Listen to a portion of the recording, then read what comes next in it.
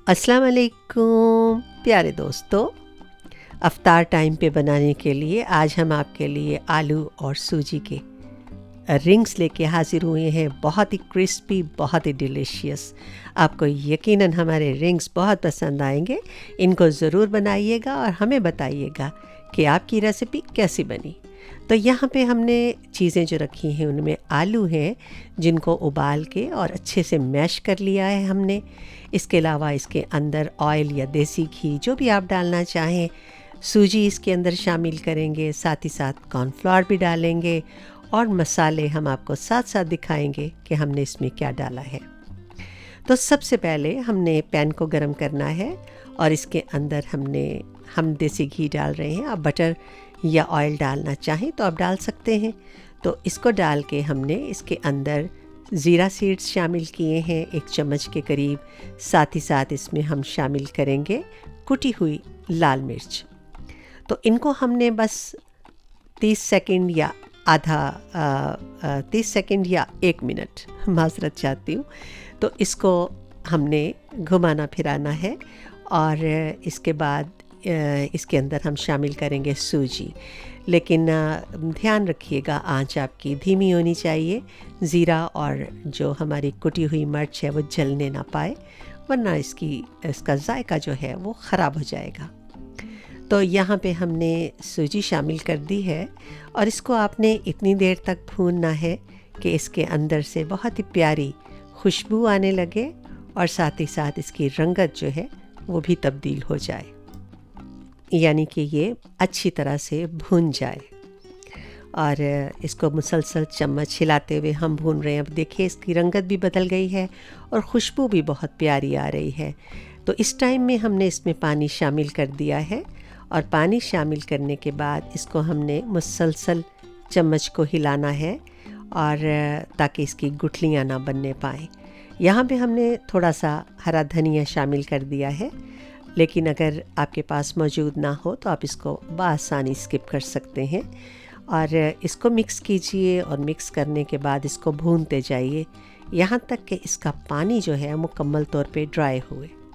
और in between हम इसके अंदर थोड़ा से मसाले शामिल करने जा रहे हैं।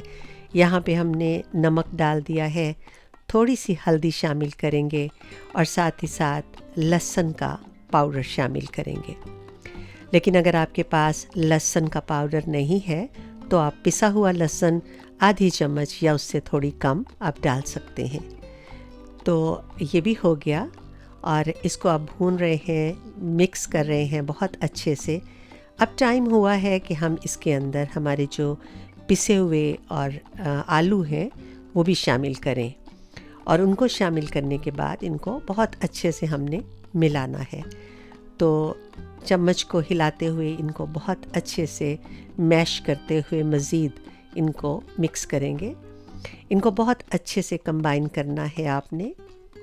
और ये देखिए ये हो गया है और इसको तब तक हमने पकाना है जब तक ये मुकम्मल तौर पे थिक हो जाए। स्पैचुला जो है बेसिकली उसके साथ हम कर रहे हैं तो ऐसा लगता है जैसे हम इसको गूंद रहे हैं, तो हाथों की तरह। तो ये देखिए बहुत अच्छे से ये हो गया है, बहुत ही सॉफ्ट और इस वक्त बहुत ही इसकी जो लुक है वो बड़ी नरम नरम सी लग रही है, अच्छी लग रही है। तो यहाँ इसको हम एक प्लेट में निकाल देते हैं और इसको ठंडा होने देते हैं। तो काफ़ी ठंडा हो चुका है कि अब इसको हम हाथ लगा सकते हैं। यहाँ पे इसके अंदर हमने कॉर्नफ्लोर शामिल किया है इसको मज़ीद क्रिस्पी करने के लिए और इसकी जो बाउंडिंग है वो भी बहुत ज़बरदस्त बनेगी। तो इसको भी आपने बहुत अच्छे से गूंद लेना है, इसको मिक्स करना है। और ये देखिए जैसे कि आप देख रहे हैं इसको बहुत अच्छे से हमने मिक्स करके इसकी डो तैयार कर लेनी है। और डो तैयार करके हम थोड़ी देर के लिए इसको साइड में रख देंगे या फ्रिज में रख देंगे और उसके बाद हम नेक्स्ट स्टेप की तरफ चलेंगे। तो ये देखिए हम अब ये तैयार है डो। तो अब हमने करना क्या है कि या तो आप डो को मुकम्मल तौर पे रोल कर लीजिए और या आप जिस तरह से मैं बना रही हूँ आप उस तरह से बना लीजिए। मैंने कबाब की तरह इसको छोटा सा इसकी इसका मिक्सचर लेके तो कबाब की तरह बनाया है, और बना के इसको यहाँ नीचे रख के इसको थोड़ा सा हाथों की मदद से हमने सही किया है। उसके बाद हम इसको कटर की मदद से काट रहे हैं। आपके पास अगर कटर नहीं है तो आप इसको बासानी किसी भी गिलास के साथ काट सकते हैं, और दरमियान वाला जो है इसको आप किसी भी बोतल के ढक्कन के साथ काट सकते हैं।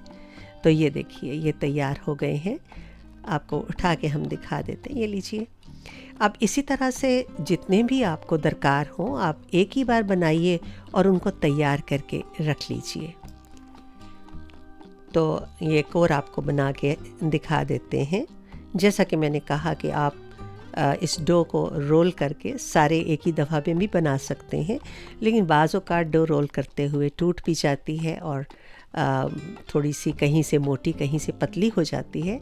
इस वजह से हमने इसको इस तरह से बनाना जो है, मैं हमेशा इसको इसी तरह से बनाती हूँ क्योंकि मुझे ज़्यादा आसान लगता है। तो ये लीजिए, आपको दूसरा भी हमने बना के दिखा दिया, और इसी तरह तैयार कर लीजिए आप बासानी। और ये लीजिए हमने तैयार कर लिए हैं।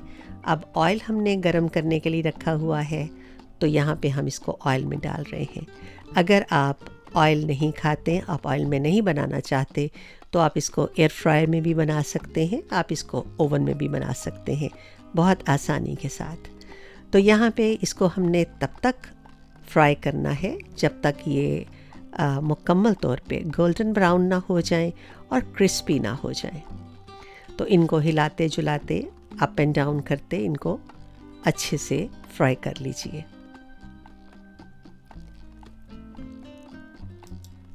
अब बारी है कि हमने टिश्यू पेपर तैयार रखा हुआ है, तो इनको निकाल के एक बार हम टिश्यू पेपर पे रखेंगे ताकि इनके अंदर जो एक्स्ट्रा ऑयल है वो निकल जाए।